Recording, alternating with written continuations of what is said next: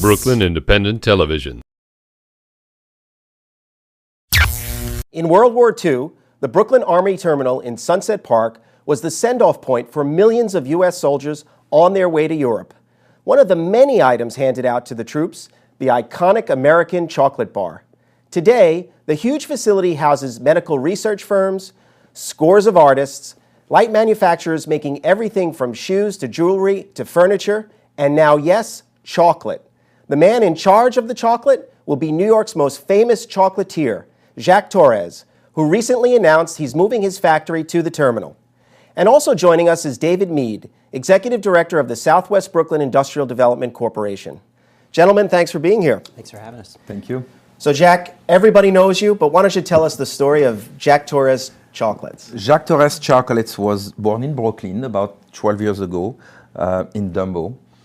From there, I opened another store downtown Manhattan in Hudson and King. Then the third one was Upper West Side, then Chelsea Market, and now Rockefeller Center. I love to be in Manhattan. Of course, you know, it's practical, we're in the city, but too costly. So I have to find a way to do business and compete. My competitors are actually in not that big city of New York with a lot more costly to do business. So I know making the product in New York is important to you. So why New York? Why Brooklyn? Why the Brooklyn Army Terminal? You know, I fall in love really with New York. It took me a while. That was a cultural shock to come from Bandol. 7,000 people live in my little town where I come from, to New York. But after a couple of years in New York, I just love New York. So I was training for the marathon years ago, and I passed by Dumbo, and what an historical area, those bricks and cobblestone, and that was a good feeling there. So that's why I decided to open my first manufacturer there. The second one was in Manhattan, and then it became almost impossible. I don't have enough space. So I was looking to get out of New York actually for manufacturing and bring the product in when I discovered the Brooklyn Army Terminal. And the first visit, I look at that building and I get goosebumps. I mean, the history of this building is unbelievable. I think only in America you will see a building like that. So I love it. I negotiate a space, and fortunately it worked. So I'm going to stay in New York and hopefully create more jobs. David, the Brooklyn Army Terminal, it's really come on its own of late. Right. Can you tell us a little bit more just about the Army Terminal and about, you know, industrial space in the area? Sure, and it's an exciting time for our organization too, and we work, you know, primarily as a neighborhood-based economic development group, and we are in Sunset Park. We're incredibly excited, I think, not only with Jacques moving, but I think it's a great move for you. The idea that you can condense your manufacturing space and do all that in one location, I think, is going to be incredibly competitive and is going to be critical for you moving forward. And we are seeing, particularly in Sunset Park, there's a lot of folks that are looking for space about that size that want to remain competitive in New York and are looking at the Army Terminal as a space where they can do that. So it's exciting times. Much like the Navy Yards of the world, it's a space that we think really has a critical ability for businesses to stay competitive in New York. So we're excited you're going to be there. One of the advantages being the fact that it's an enclosed industrial area, and that's important for many businesses. Is that correct? That's absolutely right. And you see this in other areas that have become more gentrified. Sunset Park, that contiguous industrial corridor, it provides a lot of access for you. You have the loading bays. You have kind of a self-contained unit. You have other businesses in the area that you can rely upon for other things too, which I think we talked about is going to be an important piece for you for sure. Yes, building a manufacturer has a lot of components, and having all those other manufacturers around us going to help us, from the plumber to the electrician to the furniture maker. I mean, everybody is around. So that's a big plus. So you intend on drawing on these other firms to assist in any way, yes? Well, definitely. You know, around the neighborhood, I think it's a lot of talents, a lot of business, and it's next door. So this is great. We have parking. That's another thing that I never had. When you deal with construction, contractor always asks you, where do we park? And it's always very difficult, you know, in Manhattan or even in Brooklyn. Here we have 12 space parking. This is great. So tell us a little more about the details of the space itself. I mean, how large is it going to be, and what's the layout going to look like, and how many employees are you looking to bring in? The space is almost 40,000 square foot, 39,500. What we want to do is what we call a linear production. The product arrives on one side, get out on the other side.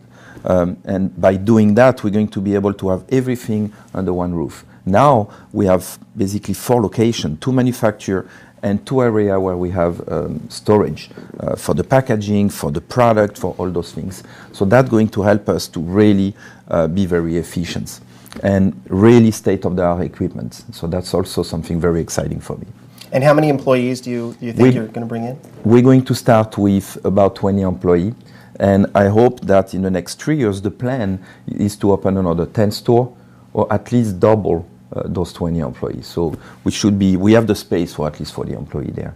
And David, help us out. I mean, the industrial corridor in Sunset Park, including the Army Terminal, about how many folks do we employ? Yeah, I mean, the Sunset Park has north of 700 companies, and I think the last count, even just at Industry City, it was just a little bit south of 20,000 employees. And I think we had talked about later, there is far less affordable industrial space left in the city. In Sunset Park, the Army Terminal, the Brooklyn Navy those are places that still can afford that. And frankly, I think it speaks to the importance still of manufacturing. And I know you employ a lot of folks, and that ability to pay people a wage that is still much more competitive than retail, 25 to 40% more. And it really, we always strive it affords folks that are looking for positions in that industry that are from the local community. It provides them an ability to move up in their career too, and a trajectory for them. And I know that's something that's very important to you. We were talking about with your employees. And David, do you have a sense of the vacancy rate at the terminal or in Sunset Park? The terminal does have a lot of space that I know the city is looking to redevelop, but the current developable space is probably around 90%. So that being said, there is a lot of underutilized industrial space in Sunset Park, and we're really excited when projects like this move in. We'd like to see more of that, not only from New York, but from other areas of the country. And Industry City, who's a private developer, is looking to redevelop. There's talks, I think Speaker Quinn talked about redeveloping the South Brooklyn Marine Terminal into a larger industrial space, and we're really excited about the future of that in that corridor in Sunset. So Jack, tell us a little bit more about the plans to expand the stores, and where are you looking, and what can we anticipate? Certainly few stores more in Manhattan, maybe Brooklyn or the surrounding of Manhattan, and maybe getting out. I'm looking at Boston. Chicago is a great city, but before that I will have few more stores in New York and vicinities. And the expanded manufacturing space will enable you to expand, exponentially, I would assume. Yeah. Yes. One of the big things is not only making the product, is delivering the product. And from there, we will have loading dock. We will have facilities to park, to have truck, and that's extremely important. It's something that I just cannot do in Manhattan. I have to get out of it in order to do it. And also talking about employment, 20 people into a manufacturer actually bring a lot more work. We're going to have way more stores, so way more employee from the store, but also all the product that we can order also will create more jobs. So this manufacturer will actually create a lot of. And were there any incentives that were helpful in terms of this decision for you? Yes, the incentive actually very appealing. The incentive for electrical use, gas use, moving employee, equipment. We have a lot of incentive there. The time to build this manufacturer, I think the ADC was extremely helpful. You've been extremely helpful with the move. We are just at the beginning of it. And I'm sure I will give you a lot of call to accomplish the business. You nailed it too. It's and Randy, we've talked about this many times. It's critical that the business meets with the right person at the right time, because if you sign a lease or you pull a building permit, you can walk yourself right out of a benefit program. So I'm happy that we've clearly met at the right time, and going to work through a lot of these different incentive programs, and also the employment opportunities that are going to be out there in the local community. So. Yeah, I think that's key. And being that I run an employment agency in Sunset Park. There's an industrial workforce there that you can tap into as you begin to expand. So it's no problem to find Oompa Loompas there. We're going to find them. That's a good point. That is a very good point. No, but truthfully, the workforce there is a walk to work workforce. Many of them live in the area. That's great. So retention is usually very high, and many of them are coming in with the industrial skills as well that you might need. So that's a big also incentive. Being on the middle of nowhere, of course expenses are lower, but how do you bring people when you are away from everything? There, it's so many people around that area that having a workforce just there and ready to work, that's a big also incentive. Well, I have to say, I just listening to this vision of yours, it's clear that you're very passionate about what you're doing and where you're going, and I'm just honored to have you on the show. So thank you for being here, David. Thank you as well, as always, for lending your insights as well. And good luck. Thank you very much. Okay. Watch this and other Brooklyn Independent Television episodes online at bricartsmedia.org/BIT.